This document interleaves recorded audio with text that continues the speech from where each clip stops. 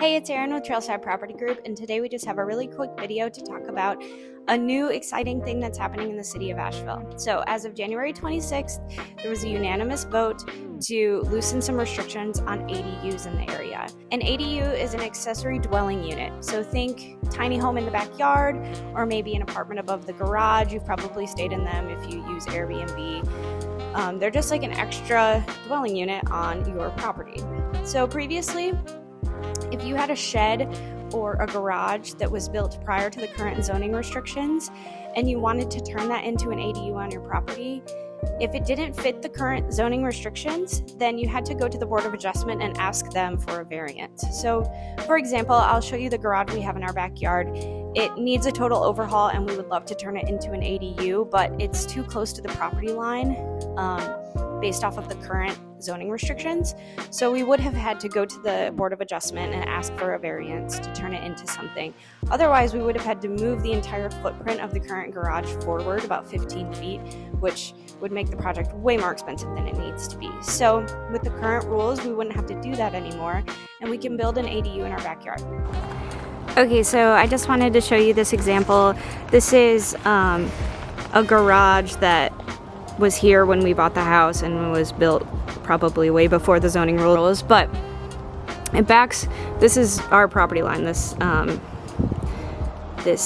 pink stick right here is the property line, so it backs up right to the property line. So this would break ADU rules. If we wanted to convert this into an ADU, or if we were building an ADU from scratch, there are setback rules and this would not comply. But with these new rules, we would be able to turn this into an ADU because it's an existing structure. What does this mean for the city? This is offering additional doors of affordable housing. So these ADUs could not be used for short-term rentals or homestays.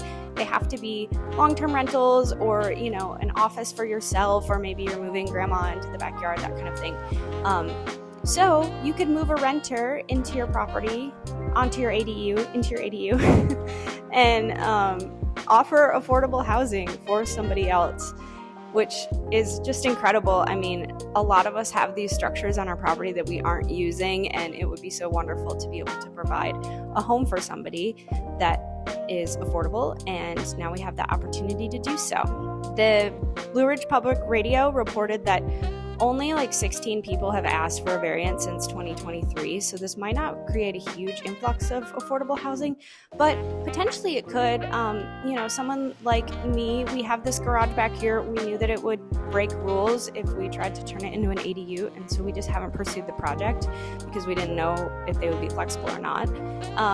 And now knowing that, number one, the city is willing to work with people, which is really cool to know, and number two, this rule has, the restrictions have been lifted slightly, we can pursue that project. So it's so exciting. One thing to note is that if the property is under an acre, the ADU needs to be 800 square feet or smaller, and I believe if it's between 1 and 3 acres, it's 1,200 square feet.